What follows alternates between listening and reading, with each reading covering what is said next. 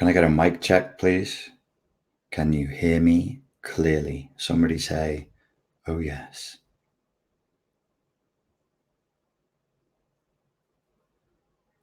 Today's topic, we're going to be looking at love bombing and our own discernment in figuring out other people's intentions. When you boil this subject down, that's ultimately what it's about.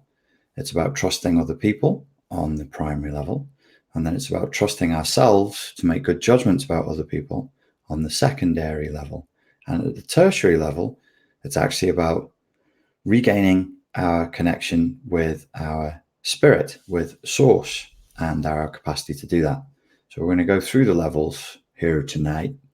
We're going to go through your chakras, man. The question that won the competition of good question asking. We got some good questions this week. I'm going to answer a few of them in different videos, but tonight we ask the question. We ask the question and we answer it. How do you know when a love interest is wanting to get to know you and not simply gathering information to use against you later in order to abuse you? Love bombing versus genuine interest. And that question was submitted by Leah Boynton. Thank you very much for the question, Leah. And I'm going to get into the answers, some answers for that question right now. So here is my first tip. Tip number one is to ask yourself the question: are you, are they, are we being boundaried and acting in an adult way? Your question here is to figure out what the intention of the other person is on the primary level. On the secondary level, it's to figure out whether you trust yourself to make good judgments about other people because you're frightened, because you've been hurt, and because you made bad judgments about other people before and it cost you very, very dearly. For some people, it metaphorically costs them their lives, and for some people, the cost is literally their lives. So the question I would ask you to ask yourself first is, are you being boundaried and are you being an adult in your communication with this person? The house and the garden metaphor is one that I give clients sometimes, where I say, it actually came from one of the first clients I ever worked with, a deeply traumatized woman who had problems that were bigger than I knew what to do with. And I told her that. I said, this is way beyond. So in the very, very early days, I said, this is really deep-seated PTSD that you're talking about. And I was doing life coaching to help people to become more assertive and set goals. And we worked together, kind of just feeling around in the dark to see what would happen and see how, see if I could help her. And as it turned out, over about 5 hours of discourse, some of that discourse, she literally couldn't answer me because her emotional flashback was so strong she couldn't speak. And so I would just keep talking, or sometimes she would write to me while I was talking. And we realized that all of her boundaries had been completely destroyed through sexual abuse by her father and emotional abuse by her mother at the same time. And that she didn't have a house to live in anymore. In dream psychology, when you dream of a house, you're usually dreaming of yourself. She had no room in which to hide, no room in which to be private, because all of the walls had been knocked through by the invasion of the trauma. And so we started to talk about how a house, usually you don't just enter the private bedroom of a house. Usually you see a house from the outside and you see a garden gate. This is if you're in an area where you can afford a house and afford a garden. You see a garden gate and then you open the gate and then you walk up the garden path and then you'll get to the front door and you'll ring the doorbell and then somebody will let you in and then perhaps you'll go in the living room. That's where guests go. And then eventually over time, you will slowly progress over time through different symbolic gestures towards greater and greater intimacy, to the point where you may very well find yourself going upstairs and ending up in the bedroom, but that the house shouldn't just be bedroom with no walls, right? Similarly with our relationships, we should be expecting there to be a structured boundary progression over time. So the question that I would ask you to ask yourselves is, are you being boundaried and are you being adult? If you are being boundaried, you are taking time to get to know the person properly and you're acting like a grown-up. You have to act like a grown-up. You can't act like an excited little child, because then you are at risk. You're at risk from abuse from the other person. That's the primary level. That's the primary level threat that most people in the narcissistic abuse community are stuck on. They're not getting to the secondary and tertiary level. The secondary level is that you cannot trust your own perceptions. Yes, there are emotional abusers out there. No, it's not a delusion. It's not a projection. There really are emotionally abusive people out there we call narcissists, psychopaths, histrionics, borderlines. They're in the cluster B spectrum. But sometimes we are adding to that because we are in such emotional dysregulation, not adding to it deliberately, but we're in such emotional dysregulation that it warps our perceptions. And because we have done very little healing work, we're in a repetition compulsion. And I think all schools of psychoanalysis and most schools of psychotherapy and counseling agree that when it comes to mate selection, relationship choice selection, primal trauma is going to give you a very heavy leaning in certain directions towards certain types of people. So you got to work on the emotional dysregulation, get yourself emotionally regulated. And you also have to work through any sort of primal attachment trauma. Primal attachment trauma is a fancy way of saying if you were young and you loved and trusted an adult in your environment, usually a parent, but not necessarily, and they broke that trust, then your attachment, your safe attachment to them was really damaged. And so your capacity to safely attach to another human being becomes damaged. The fancy term for that is attachment trauma. So are you being a grown-up? Are you expecting that person to go through the house, through the garden before they get to the bedroom? Or are you just boundaryless and just letting them in?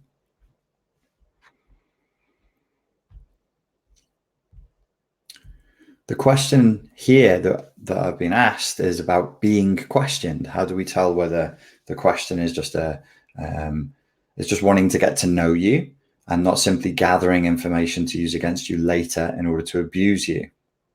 Is it love bombing or is it genuine interest?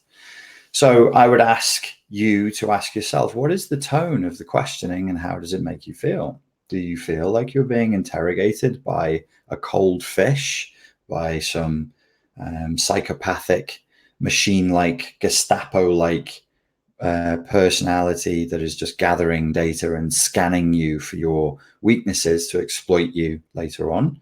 Or is the tone, does it seem to be genuine? And does it make you feel confident, calm, connected to the person? Or does it make you feel a little bit creeped out? See, the problem is not that we don't still have an intuitive instinct as fawn responding, codependent, traumatized types. It's that we do have an instinct, but we don't listen to it. So you've got to use your reason now, be philosophical, use your rational mind and just say, what is the tone of the questioning that I'm receiving here? What is the tone of these texts? What was the tone of that conversation last night? If I was not me and somebody else, a friend of mine, told me about the conversation they were having with this person and the nature of the questioning, how would I advise them? What would I be saying to them? How would it make me feel if it were not being asked of me, but if it were being asked of somebody else? So at the primary level here, we're looking at where is that person's intention coming from and what pieces of evidence can we gather using reason, using critical thinking to say, okay, this seems to be of this type of intent or this seems to be of this type of intent. And then the secondary level is you start to ask, how does it make me feel? So it's a primary and secondary level question. It's a primary paradigm, secondary paradigm level question, because if somebody's being creepy and somebody's asking you with negative intent, you probably will feel creeped out and you'll feel like, I don't trust this person. The secondary level, the secondary paradigm to that is you may just go into an emotional flashback when somebody questions you. That's quite common to go, if you had an interrogative style of abuse in childhood or in an abusive situation where you were being interrogated, then being asked questions could set you off. You will now ask me, well, how am I supposed to know between an emotional flashback and genuine instinct? And I will answer you, as I have been doing for years now, you must emotionally re-regulate first. If you don't do the work on emotional re-regulation, if you don't do the stopping of emotional flashbacks exercises and the emotional literacy exercises, and you're deeply spiraling in your CPTSD emotional and adrenal responses to things, then you're going to struggle. It's going to be very, very difficult for you. And I can't really advise you, because you'd be like saying, oh, I'm going to get into a fight. I have 6 months to train. I'm not going to do any training. And I'll go, well, good luck, because you'll be walking into that fight without the attributes that you need to survive the fight. You don't have the strengths. You don't have the skills. You have to develop them, and you have to develop them with calm, diligent consistency over a period of time. And the period of time it takes is probably going to be longer than you would like it to. Once you have some sort of emotional re-regulation back in place, your perceptual filters clear up, and you can see, okay, this is just not smart. I mean, another element to this tip number 2 that I would add is use common sense. Like, come out of your story, come out of where you are, either tell somebody else what's going on, or imagine that you're telling somebody else what's going on. And it's like, okay, I used this example a couple of live QAs ago. I met a guy, he's 35 years younger than me. He's a fire juggler from a traveling circus. And I'm getting the sense that he may not be genuine when he tells me he wants to have a long-term relationship with me. Okay, well, let's look at the facts of the case. He's 35 years your junior. He's a fire juggler, and he is in a traveling circus. So what do you think is going to happen next? Use your common sense. The third tip I would give you is, I would say, okay, you're talking, and somebody's asking you questions about yourself, which is a totally normal thing to do at the outset of a relationship. But you do get to moderate the nature of those questions, and you do get to guide those questions. It's up to you. I can't tell you. I'm not a priest, and I'm not trying to set up a cult or a religion. So I'm wary of telling you where you should set those specific boundaries. For example, though, I've said this here, and I feel like I shouldn't have to say this. Telling people you have CPTSD or some major childhood trauma on a first date is not a good idea. That would be an example of oversharing, and that would be an example of not respecting the other person's boundaries. If somebody asks you what your favorite sexual position is on the first date, for me, call me old-fashioned. I think that's a bit too soon. That kind of thing. So it's the nature of the questions, and you get to say, I don't want to answer that kind of question right now. I've had the experience in my own dating life. So this is not now advice or dogma. This is anecdotal reflections around the subject. Let's just draw that boundary very, very clearly, where I was pressured into offering a lot of personal information that felt to me like I was being quality checked for suitability for breeding, which in principle doesn't bother me. In fact, it could be quite flattering, but it's the way it was being done. It's the way it's being done. So if you're doing it with a sense of humor and some self-awareness, and perhaps the self-deprecating reflection of, ooh, I seem to be asking you an awful lot of very intimate questions, you show the person would be showing that they have a sense of humor. They do know what a boundary is. They're maybe just a little overexcited. Ha ha ha. They have self-awareness and a sense of humor, and they stop. They stop themselves. That's fine. The point where I have to say to somebody, listen, you are asking me a lot of very, very personal details about previous relationships of mine and the ins and outs of my life, which I'm not that comfortable sharing with you just on this first date.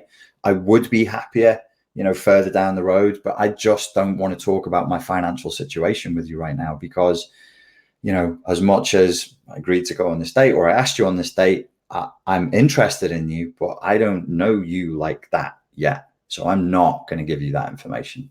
If you do that and they become enraged or they start sulking, that's not a good sign. And it doesn't mean that you're facing a narcissistic, psychopathic predator, but you might be facing somebody who is childish, entitled, spoiled, very aware of all of their rights with a total belligerent blindness towards any of their responsibilities. And that would not be a good outcome for you.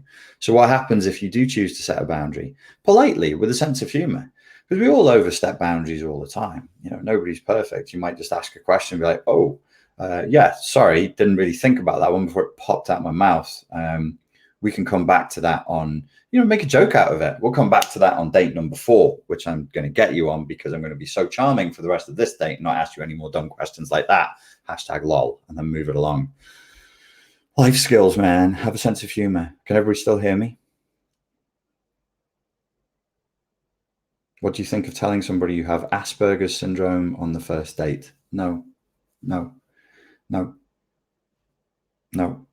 Nothing that, that's a hard no, by the way. Nothing like, how do I take a note? I didn't bring a pen. Okay, we need to talk about dating, guys. See this pack of chewing gum? This is my note. If at the end I say, what was the thing I said we need to talk about? I need to give you all a little breakdown on dating. And let me give you a breakdown on dating that comes from bachata. So when I get to that point and I'm like, what did I say I was going to talk about? It's bachata and dating. And I'll give it to you really, really quick. Because it's like a skill that we're losing. You know, you hear me going on about social media bad and, you know, technology bad. But one of the skills that we're losing is intimacy. Like we're all, you say, oh, I want to announce that I have Asperger's syndrome on a first date, or somebody did, perhaps you're asking me because somebody did announce they have it on the first date. We're all going that way. Asperger's syndrome is no longer a thing. It's all called autism spectrum disorder. Because we're being conditioned by the technology, we're all going that way, myself included. I've noticed, like, I'm not, this is why I put in the time and the discipline and the work to do bachata, because it puts me back in the frame of a non-autist, you know, very emotionally flat state, because I'm interacting with people who are like that. They're on this other level. And it's not very human. It's very machine-like, and we want to be more human. Things will work more when we act in accordance with our evolution rather than a contradictory manner to it. Cotton Candy Cheek says, wouldn't telling them you have something like Asperger's help them understand more? On your first date, let me get, okay, because this is like, now people are acting in this autism spectrum way. So you want a rule. Okay, let me give you a rule. On your first date, you don't discuss anything that is intense or traumatic or mental health related about your life. Nothing.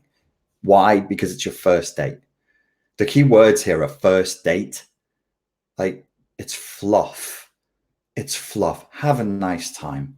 Have a nice time. Hang out with them for not too long, maybe like an hour and a half, 2 hours. Walk away and then see if you want to see him again. Ladies and gents, like, we got to get our boundaries back, man. No, you should not be saying things like, by the way, I have a condition. Don't, not on the first date. And again, it's not called Asperger's syndrome anymore.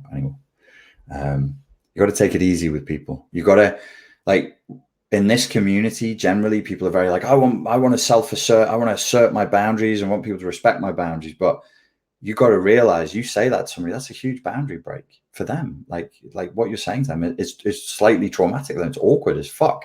Like, I really suffer with depression, and 3 times a year I'm, you know, having passive suicidal ideation. Oh, you don't know what that is? Oh, let me explain it to you the way my therapist told me, because it was a really good explanation. And before you're into it, you're forcing them, you're kind of coercing them into some heavy discussion that is both mental health related. Ugh. Not a first, that's not sexy. And also, it's totally about you. And you've kind of like corralled them into that. And they can't say, hey, this is boring, or hey, I don't want to talk about this, because then you'd be like, wow, that's really insensitive. You must be such a narcissist because you won't want to listen to me talk about my mental health issues. Not on a first date, ladies and gents. That's not how this works. Therapy, dating, 2 very different endeavors. Don't cross the beams.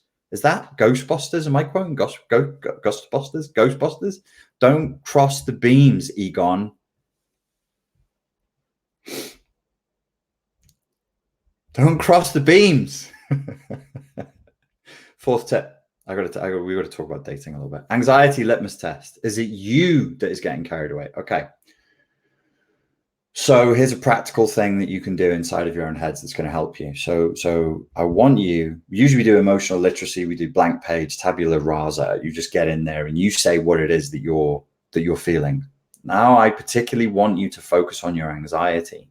If you're in a dating situation with somebody right now, how anxious does the dating thing make you feel on a scale of 1 to 10? 1 being not anxious at all, I'm totally cool, calm and collected, I feel fine. 10, you're jumping out your own skin with anxiety. Do that. Now hear my words. You can feel good. You can be in lust and excited to see somebody. You could even be with somebody and enjoying it and actually experiencing anxiety at the same time. And sometimes that's cool. Like you could be with a really exciting person or be going through a really exciting experience and the anxiety is actually part of the buzz. Again, this is like dating 101. That's not great for long-term safe attachment if that is what you want. So there's a whole thing around relationships that we're not going to get into tonight, but people like, you got to philosophically organize your thinking around the subject more. If you're struggling with this, you've got to be more organized in your thinking. Do you want long-term safe attachment? Or do you want roller coaster ride? And you'd be like, I want it all. Give me both. No. In the same way that therapy and dating are two separate endeavors between humans, the roller coaster ride and the long-term safe attachment are two totally separate endeavors. If you're looking for a partner to give you a buzz, take up fucking skydiving and save yourself the heartache. It's not a good idea. That's a very poor boundary. It's a really, really bad boundary. So does this make you anxious? Even if you're lustful and feeling good, you're in limerence, it's, you know, you're cheerful, you're happy, you can't wait to see them, check in with yourself. Chickity check yourself before you rickety wreck yourself. Professor Ice Cube, 1989. Because shotgun bullets are bad for your health. Factually incorrect. Shotguns don't fire bullets, but you know, he's a professor, so what do I know? And he's made entirely of ice and is cuboid. So what can I say against him? So yeah, you got to check in with yourself. Check in and just say how anxious is it making me feel. And not just in relationships, but in life generally. Like if you're getting, because you might be a person, I don't know everybody. Like we got people watching this right now. We've got hundreds of people watching this right now. It will be over the next week or so, the numbers will go up to thousands of different human beings with 1,000 different views, 1,000 different ways of putting the socks on, 1,000 different account numbers, 1,000 different favorite flavored Skittles. No, there's not that many choices, unfortunately, but different humans with different backgrounds and different levels of experience. But I don't know where your boundaries are internally, individually. I can't know that. I'm just one guy.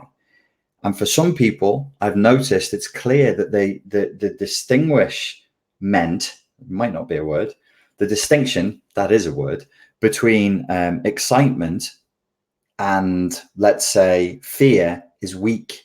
So when we think boundaries, typically we talk about boundaries in layman's terms as being my boundary between me and you, my boundary between me and the waiter, my boundary between me and my wife, my boundary between me and the doctor and reality. But the far more important boundaries and the boundaries that cause the most problem are internal. Your boundary between excitement and fear, weak. Your boundary between your feelings and your thoughts. Oh, I had a feeling. It's a thought. It's real. No. That's poor critical thinking. You had a feeling about a subject. That's not a real thing. That's an emotional response that is happening within you discreetly. So check your anxiety.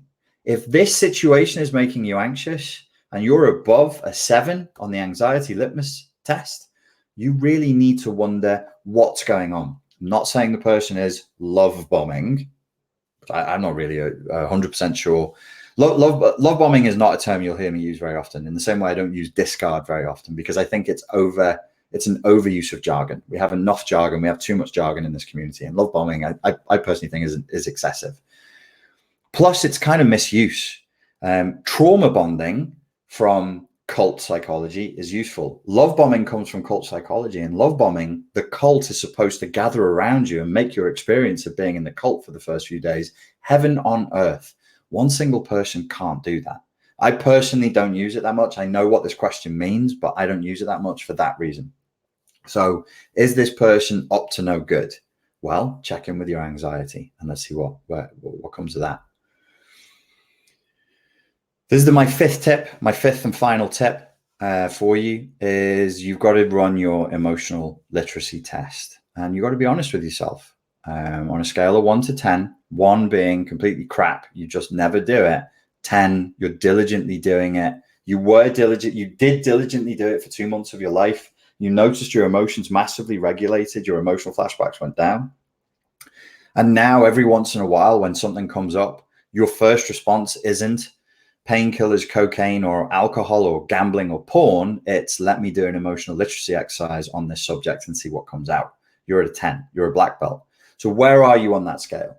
Because if your emotional literacy is very, very poor, you're going to struggle with this no matter what I or anybody else says, because we go now from level 1 to level 2 to level 3. Level 1, we're checking in with what other people are doing. Level 2, we're looking at what we're doing. And level 3, it's reconnection to your own spiritual source. And this is how you know. If your emotional literacy is very, very poor, you've no idea what other people are up to. You've no idea where you're up to, and you've completely lost any ability you might have to be connected to any sort of sense of spiritual experience and source. It sounds kind of pompous and kind of woo, but it's the truth. And you all know it's the truth in your heart of hearts. In the marrow of your bones, you know it's truth. Because if you're spiking and rolling and spiraling through emotional flashbacks every day, there's too much noise for you to hear yourself, or for you to be able to tune in to any kind of spiritual connection. And if you remain out of contact and out of connection for long enough, you know what happens. You start to get very, very sick. And then you start to get desperate, and then you get lonely because you're not in connection with yourself. You're not in connection with others because you don't trust others, level 1. You're not in connection with yourself because you don't trust yourself, level 2. And you're not in connection with source because there's too much noise internally. What happens then? You're now in a state of what I'm going to call super isolation, not just on your own physically, you're now on your own spiritually. And you start to go through a kind of spiritual death, and it's slow and it's painful. And I think when we look around and we see the agitation and hostility and aggression that's out there, and the issues in relationships, is because of this problem of super isolation. If swamis, mystics, the mystic Jesus Christ could all go out into the wilderness, and you're expected to go out into the wilderness to have visions, to be enlightened. Like that was the if there wasn't psychedelics or you couldn't afford it, you just go out into the wilderness. Jesus went out and meditated. I think he did 40 days and 40 nights. That's the standard number for that time, is to go out there and do your meditation on your own in the wilderness. But these are mystics. These are spiritual people who are connected to source. They wouldn't have experienced one day of loneliness. Because primary, they had deliberately moved away from humans. There were humans that probably could hear them in the village, like down the way, down the hill. But they were in contact with themselves deeply every day. And they were in contact with spirit deeply every day. And they never had a problem, except for physical problems, or you get eaten by a tiger, or Satan would come and tempt you, which is always a ball ache.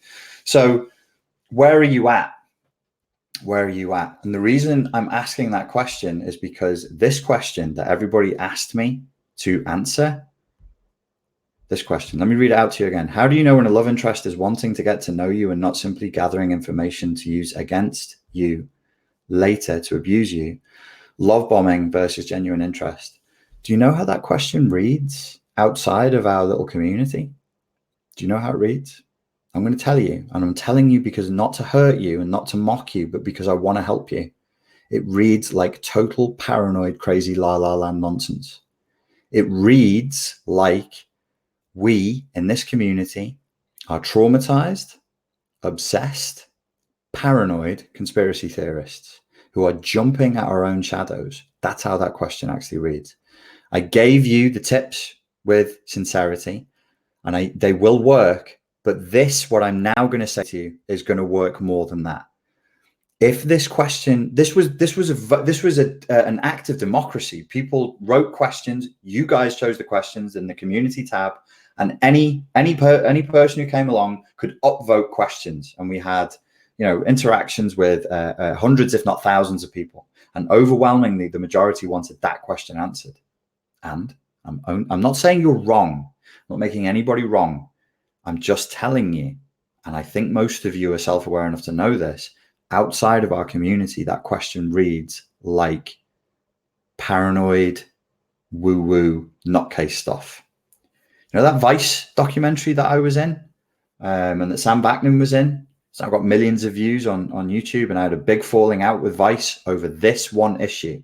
I went to bat for you guys over this because that documentary was going to be called something else. And the only reason I went to bat over it is because they tricked me into bringing my people who follow my work. I said my followers. You say my followers outside of social media, it sounds like a cult.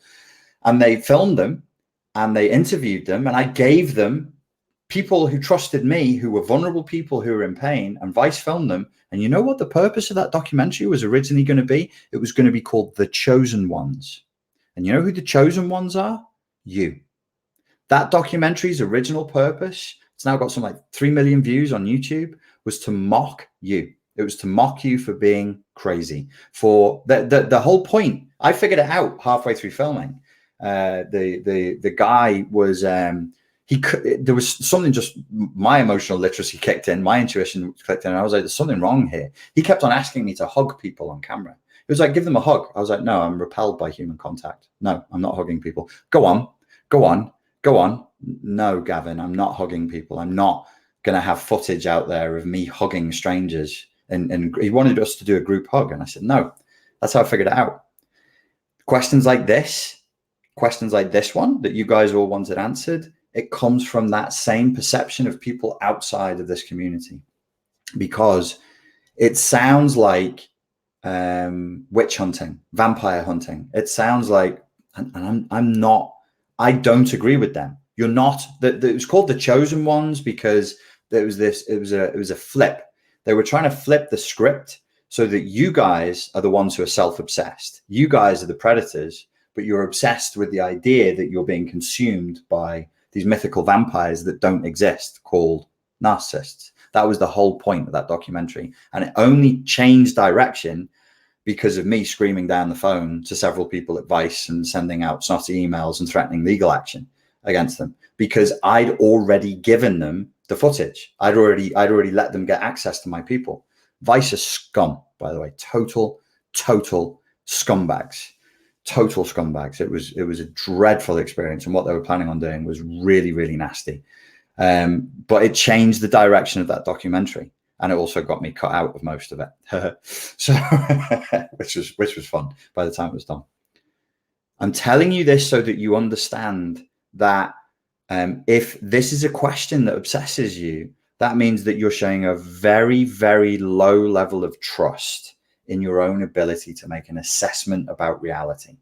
A very low level of trust, and a very high perception of the threat.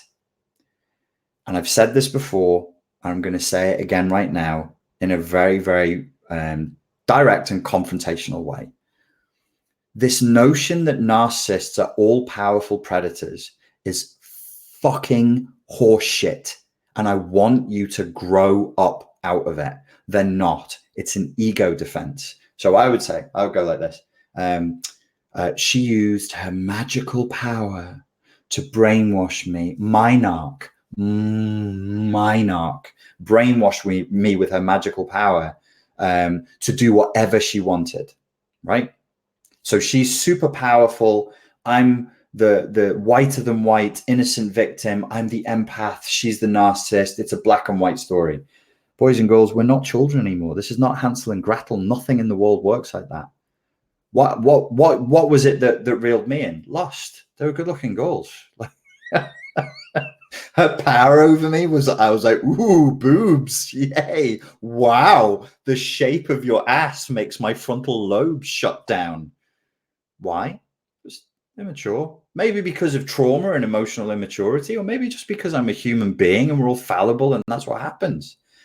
The urge to add layers to the story that make it mythical are an effort to protect our egos from shame. It's embarrassing. I'm not stupid. I don't consider my self-perception is not like I'm walking around like a stupid guy, but it's embarrassing to say, yeah, I got conned several times. You know, I used to think it was 2, and then somebody close to me checked in with me and they were like, you know, when you were 25 and you lived with that girl, and I was like, oh, okay. Oh yeah, at least 3 times. This is the psychology degree. You know, I got a psychology degree as a master practitioner of NLP at the age of 21, one of the youngest master practitioners in the country. I had my own enterprise, this business, this brand at the time, was super successful, globally recognized, that was all about protecting yourself. I couldn't protect myself from girls, was my perception at the time. I couldn't protect myself from women, especially if they're narcissistic. I choked there. I couldn't protect myself. It's not what you think. It was an apple. I devoured an apple before I started this. Now I would say I couldn't protect myself from my own instincts. I couldn't protect myself from my own lust. I would get excited.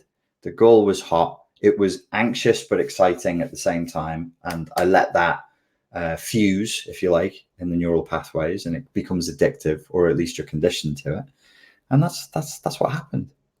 That's the story. So this question, I mean this with love and with respect and with compassion, but it's the compassion. My Buddhist training when I was a kid in adolescence was through Aikido, and it was with Sensei Terry Ezra. So it was of the Zen tradition, and it was of the hard kind. Compassion can also be a smack in the mouth. You read the Zen stories, a compassion could be somebody throwing you out of the first floor window. If the abbot gets annoyed with you, they'll just chuck you out of a window. So here's my compassion, is to say, you've got to let go of this idea that there is some mystery, some conspiracy being run by super powerful beings called narcissists and psychopaths. There isn't.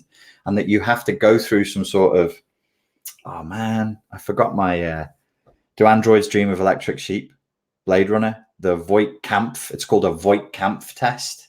You remember the Voight-Kampff test in Blade Runner, to see if the person is a skin job, an android, a replicant, or if they're human? You test them for empathy, and then you watch the eyes dilate and you have them answer questions. That's what this question is. It's a Voight-Kampff test. You don't need it.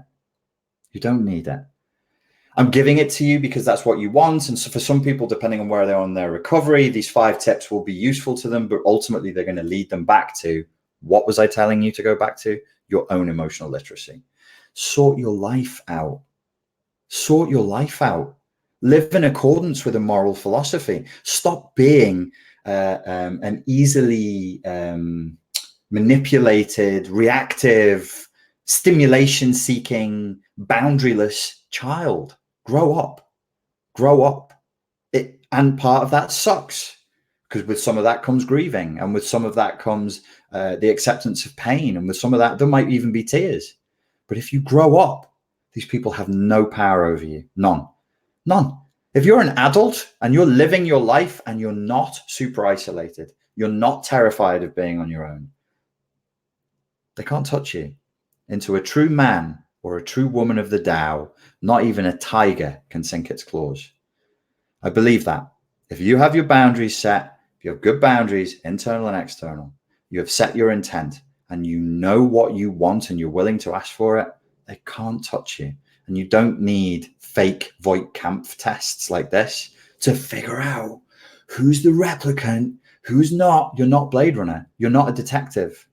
You're not a detective. That's not your role in life. Sorry to break the to burst the bubble.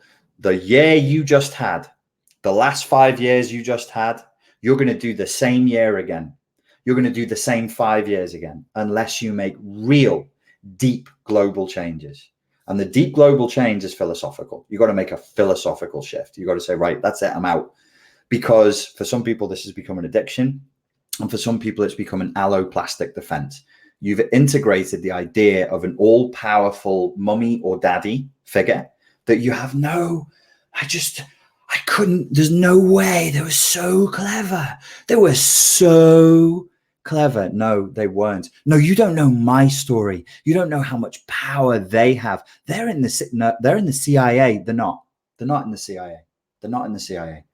They're not with NSA. They don't have a super amount of power. They're not so clever. I've seen and heard it all. And what I'm looking at, you want me to look at your narcissist and jerk off the same way that you do every day because you have a false idol in your life and it's them. I'm only interested in you and I'm only ever looking at you. And all I ever see is children. All I ever see is a child who was tricked in childhood by a horrible, horrible adult who totally failed them, who totally failed in their responsibility to raise them. And that child is still looking for mommy and still looking for daddy. So, I mean, you came here because you wanted some information and maybe to have a few laughs. You didn't come here to get a kick in the crotch, but, you know, SpartanLifeCoach.com. Subscriber count plummets by 10,000 overnight. I'd rather have that, man. I'd rather have people just live rather than build into this bullshit narrative. Like, I just can't. It's because it's silly. It's silly. Who is the person you're sat opposite? This is a dating question. Who is the person you're sat opposite? Where do they come from? What do you know about them? Are they living like a sensible human being? No, but they're cool and exciting. And they read a book that I loved when I was 10. Did they? Oh, did they? That's great. Why don't you marry them? Why don't you marry them? And why don't you give them all of your money? And why don't you have children with them? Do that. So now I'm going to take a breath and I'm going to give you some dating advice, just briefly, and then I'm just going to take questions. Dating advice, bachata. The reason I fucking love bachata is because we have structure and boundaries, but within the structure and boundaries and the protection of the form of dance, you can safely create a space where both parties can totally say no or yes or more or less without causing offense, without shame, without shock, without anything. You can have intimacy and you can have play. When you are flirting, try flirting. So we call it dating, but dating has developed this overtone. It's very businesslike. It's very transactional. It's very like, what's in it for me? What am I getting out of this date? Why am I I could be at a spin class right now. Well, go to your fucking spin class then. If you want to get to know somebody, but you feel internally impatient to get to the point where you just get what you want from them, they're not the problem. You're the problem. You're the problem because you're greedy, you're impatient, and you're selfish. If you can't be asked to spend the time to, within a structure, within a boundary, with respect, to dance forwards, backwards, push, pull, to laugh, to break away, to return. Break away and return. Does anybody break away and return now in flirting? Somebody said, oh, I want to tell somebody I have autism spectrum disorder. Don't bother. Just assume that you do and that they do as well, because it's not out there. It's so rare to find somebody who can actually understand the pleasure of the flirt that leads in time to something. And you get to hope for what you want. And at times it will be appropriate, if you're respecting the other person's boundaries, to ask for what you want with a good sense of humor and a smile. But nobody gets to demand what they want. And this I claim, is the problem we face today in love. Patience, boundaries, respect, take your time, dance, move with the person, learn them. Oh, I don't want to learn them. I don't want to, when I download Candy Crush, it takes like 30 seconds and then I just play it. I don't want to learn them. You don't want to learn the person. You don't want to learn who they are. You don't want to wait. Well, fuck you. I don't want to help you. You haven't got the patience to learn, then you don't deserve to be in a relationship because you're just stuck on yourself. You're stuck in pure, unmitigated selfishness, and you're stuck in narcissism with a little n. You don't have NPD, but you're completely trapped in self-indulgence and narcissism. And that is the problem we face today. Now I will take questions from you, my little hobbits.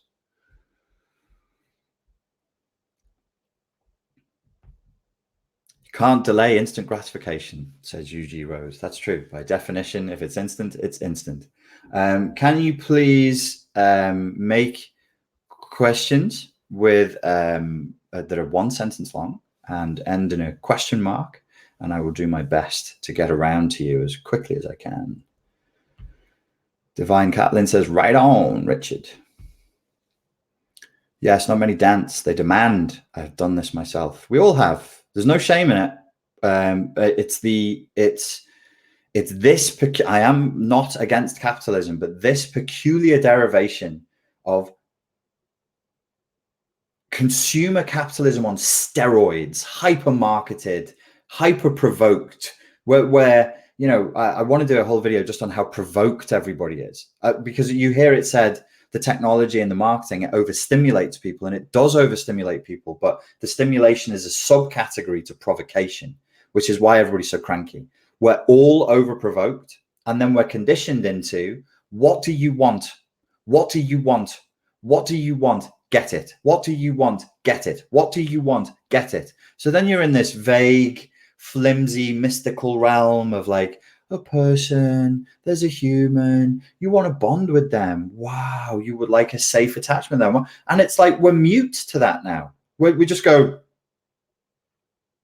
what? No, me consume, me not give, me take. And then you go, oh, so now you have two people in a room who are totally mentally and emotionally held back, is the polite way of saying it, who are both stuck on take. And they're like just bouncing up against each other numbly, and then grunting in frustration that they're not getting what they want. And then there'll come somebody like me and go, do you do couples counseling? And I'll be like, no, not for you. Okay, Christina, why do people GP into dating with a checklist these days? Because when you go to the shops, you write a list first. When you check out your favorite, like a phone or an app or a machine, you want to know what the specs are. You're going to buy a car, you want to know the specs. How fast is it going to go? And I want to know how fast it is before I show up at the showroom. Why should I waste my time? So that's why they have the list. Sam Backman is okie dokie. I'm wearing my rubber boots and party pants. I want to dance, dance, dance, says Cyan Snowflakes. Thank you for sharing. Eva says, how to trust again in other people. Oh God, I wish that somebody would do a video on that. Maybe they will one day.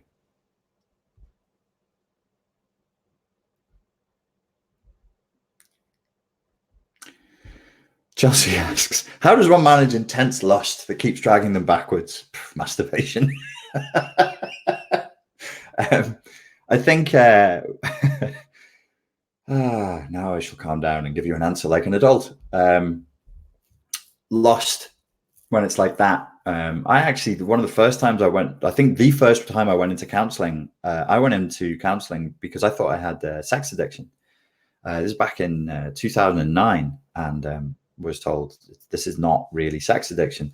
I think we've got to consider the possibility that lost is a derivation of an emotional flashback. It's a response to trauma. It's a way of coping with the trauma. It's a way of coping with your anxiety, because if you're in your body feeling intense feelings of lust, sexual pleasure, and then orgasm and release, which blanks everything out, it's a way of dealing with anxiety. I think a lot of people who are sex addicts or overwhelming feelings of lust, they're actually dealing with anxiety.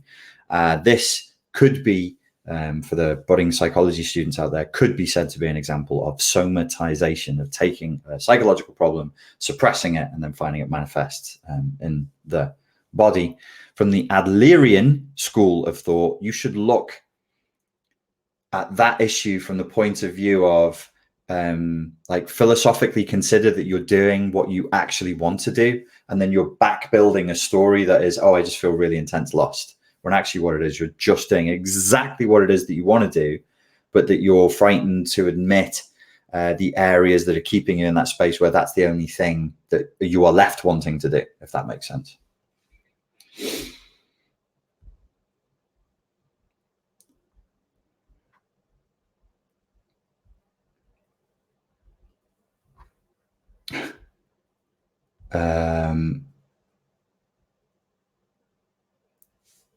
So I'm looking for sentences that end in question marks. Here we go.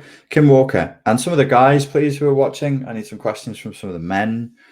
some of the men, please. Is that why relationships last longer when you've started from friends? Yes, possibly. If that is true, then and I don't know what the data is on that. In my personal experience, anecdotally, yes, and they just seem to be better. The intensity and connection only gets better. I believe in graded intensity. I believe in boundaries. I believe in taking your time. Like, you can't say to me, oh, I want a relationship that's long term. I want to spend the rest of my life with this guy or this girl, and then be like, but I can't be asked getting to know them. I'm like, that doesn't, you said this, but now you're doing this. It doesn't make any sense. So yeah, you should be looking to be friends with them. I mean, ultimately, one of the greatest benefits of a relationship is not going to be the sexual element of it. No matter how wonderful you all are, I'm sure you are, it's going to be companionship. That's going to be the greatest part of it.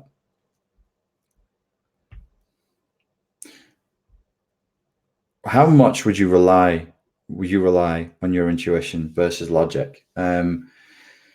Well, yin and yang, right? Anima, animus, science and art. You've got to do both. You've got to be balanced. So how much? I don't know, 42. I don't know how to answer that question. I would have an instinct for sort of saying, okay, now is time. I would usually lead with reason and then follow with logic, which is a very Tai Chi way of doing things, actually. It's very yang. So you lead with yang, but you would receive with yin. You would lead with yang, and then you would follow with yin.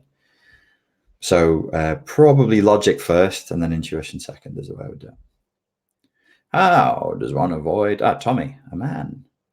How does one avoid isolation when all those who you trusted have been compromised by the narcissist, their lies and behavior? It's a very, very broad question. I don't know anything about your situation. My instinct would be to first ask the question, what has been compromised by the narc, and how do you know that what you're saying about what they've compromised is true? And then I would ask you, is there any way in which it's not true? The extent to which they seem to be powerful in your life is highly likely to be exaggerated. They just don't have that much charm and skill. They're usually cheap con artists. Can oops you speak to PTSD and muscle memory? I could do.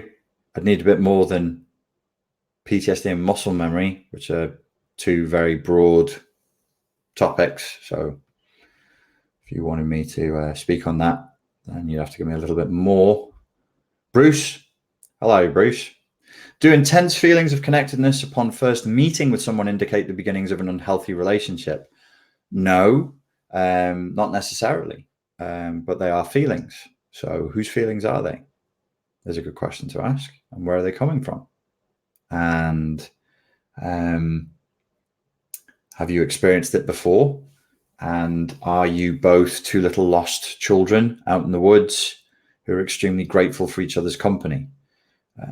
Doesn't mean the relationship is doomed, but it does mean if you are both two little lost children, the two little lost children of CPTSD, out there in the woods crying and alone, and then you find each other and you get into this sudden rush of the wonders of connectedness, it means that that's not a problem in and of itself. But if it means you commit the sin of bonding too rapidly and in too boundaryless a way, you will come unstuck. Speaking of bachata, I know two people who went through exactly that cycle in my in one of my bachata classes, and one of them actually asked me for advice, and I said to her, I said, I can't take you as a coaching client because I'm not doing that right now, but I said, if you move, you are lost. He is lost. You're nice people, and if you move as quickly as you are right now, on this trajectory, this rocket that is flying very rapidly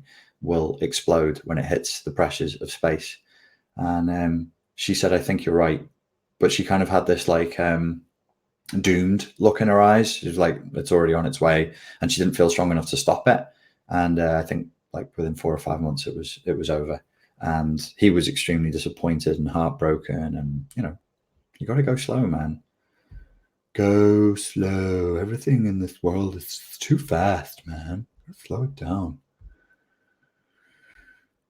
I fancy myself a philosophical Taoist. I read that as toast. Any Taoist books that illustrate narc abuse recovery well? None that I'm aware of. I'm sorry.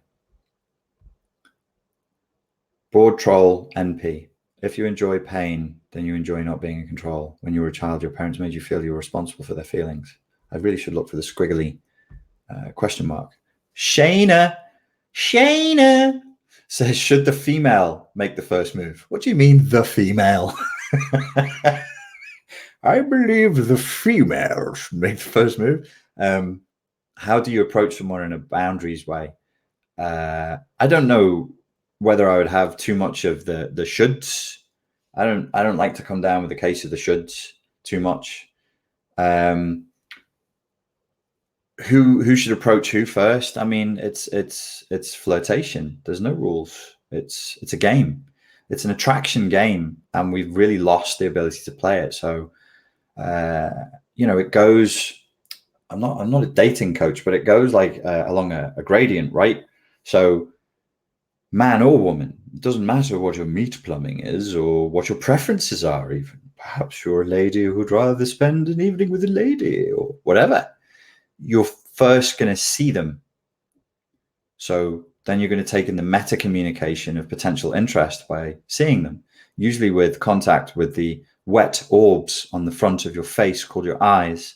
And then you draw your mouth hole, your food hole, up into this thing we call a smile. And it looks like this.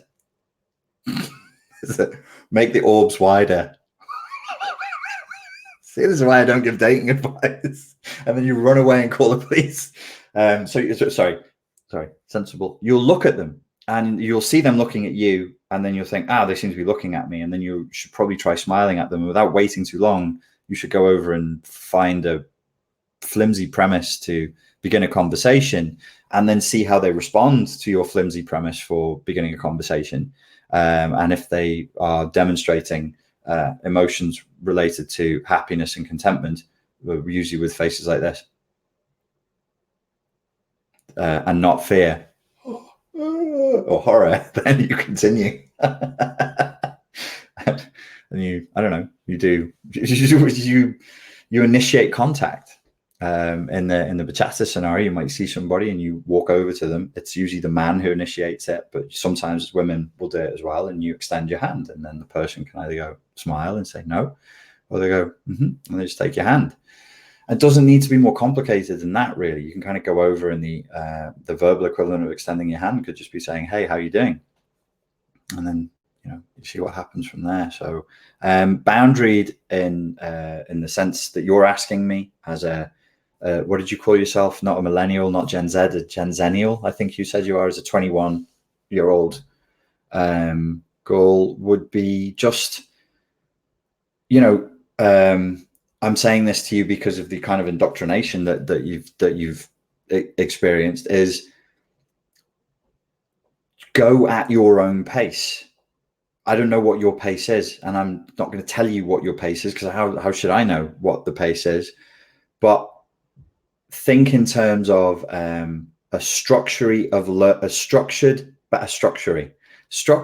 boundaried way of learning who that person is over time, and then slowly, for example, spending a little more time with them every time you meet them, and then exploring other elements like their family history, hopes and dreams, fears and things. But you don't do that on date one. You don't come heavy on date one. You let it grow over time. That would be my advice.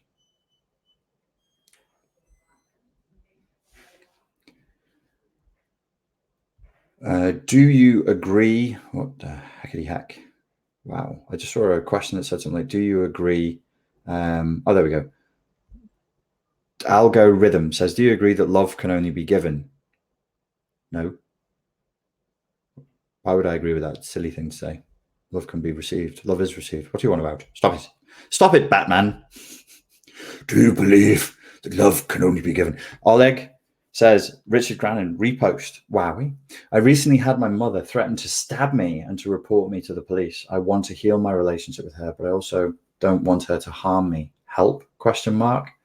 It would be irresponsible of me to pretend to have the ability to offer advice on such a sensitive and legal situation in this vastly inappropriate modality here, which is, you know, it's just a YouTube video, and I'm just answering questions in the comments. So I really, it would be remiss of me to even attempt to answer that question, Oleg. Seek legal advice first and foremost, and then after that, I suggest you speak to a professional who's qualified and speak to them face to face. Why have I never heard addiction specialists mention CPTSD as a factor in addiction? Because many of them don't know about CPTSD. I think the people who are talking in that direction as it relates to addiction would be Gabor Mate. And then there's the British, he's not a psychologist, he's a journalist, but he's done a lot of good work on it. He's Johan, somebody in the comments, write his name, Johan somebody. He's been interviewed on Joe Rogan a couple of times. But he's very, you know, clear, cogent thinker on the subject. So yeah, I would listen to him. Richard, advice or references for upkeeping intimacy in a long-term relationship. Why would you ask me? I've never been in a long-term relationship. Upkeeping intimacy, do you mean physical intimacy, or do you just mean intimacy generally? I think in a long-term relationship, I think the longest relationship I've ever been in was like 3 years. When you get used to each other and there is no sort of drama, the capacity to... Are you seriously hoovering at 8 o'clock on a Sunday night? I'm in an apartment hotel. Wow. Alrighty, this is happening. I'm probably going to wrap this live stream soon. Your capacity to individuate from the other person diminishes, and we can end up sort of in each other's space. I don't want to open a can of worms here. Fuck it, open it. Why not? Hermaphrodite.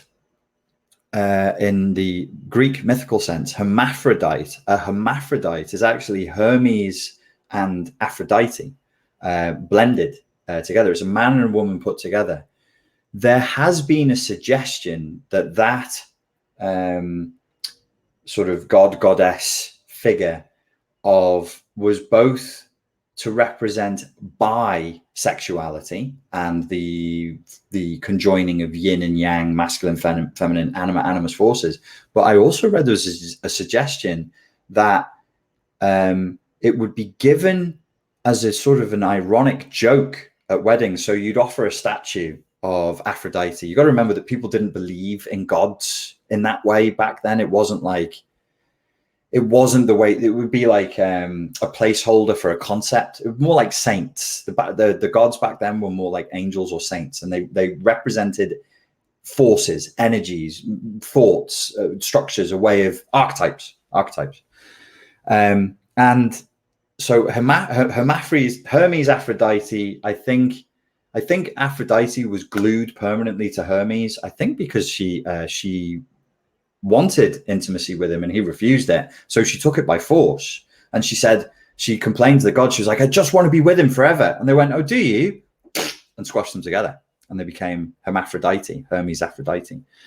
This statue would be given at weddings, I read, as a joke to say, it was like, oh, blessings, well done, you finally married, it's a man and a woman coming together, that's wonderful, but now you will experience asexuality. And it was sort of a wink and a nudge to sort of say, well, now you're married, the sex is going to stop. And not done in a malicious way. This is what I read. And we're talking about things that happened thousands of years ago. So who knows? It could be total nonsense, could be total conjecture. But this was apparently given as a gift, as a blessing for the wedding. Hermaphrodite, man and woman comes together, but also like a wink and a joke, but they didn't really come together willingly. And it's also a punishment from the gods. And it leads to asexuality. So this leads me to a point which I will now make. You need polarity to meet. So if you're talking about intimacy that is more sexual, and I suppose between a man and a woman, there's always going to be a sexual overtone to intimacy no matter what. You need to be in your polarities. So the paradox is he needs to be separate from you, and a man in his masculine yang polarity, and you need to be separate from him in your yin, in your feminine polarity, for you to come together and have intimacy and meet in the middle. That's two opposing forces meeting in the middle. And when two opposing forces meet in the middle, electricity crackles and it's exciting, and there's friction, which is lost, which is friction is necessary for sex and for sexual pleasure and for orgasm. Without friction, it's just two people flopping around awkwardly when they could be doing something useful like the dishes. So you have friction when there's polarity. Now, of course, in any relationship over time, he can't always be manly man face and you can't always be womanly woman face. You're going to move roles. You're going to switch around. Like sometimes you're going to do this, and you live together. You'll cohabit. Can you guys hear that? God damn. The archons. It's the archons. This is archonic interference. It's 8 o'clock at night. I'm going to have to write a sternly worded passive-aggressive email about this.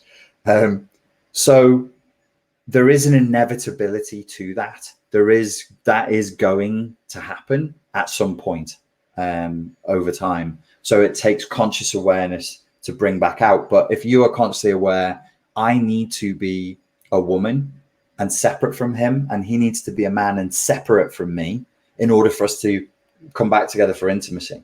And so that our polarities can meet, then you can have that. But you're definitely not going to get that all the time when you live in a house and you sleep in the same bed and you do stuff together. And because not everything is about sex, thank God. It would be bloody exhausting if it was. Can you guys hear this hoovering? It's bloody outrage. Not too loud. You're still clearly audible. Good. I'll come closer to the mic, but then all you'll see is my forehead. Look at look at the amount of terrain between my hairline and my eyebrows. I'm very proud of that forehead. That is a big old forehead. Let me shut this door. One moment. Oh God.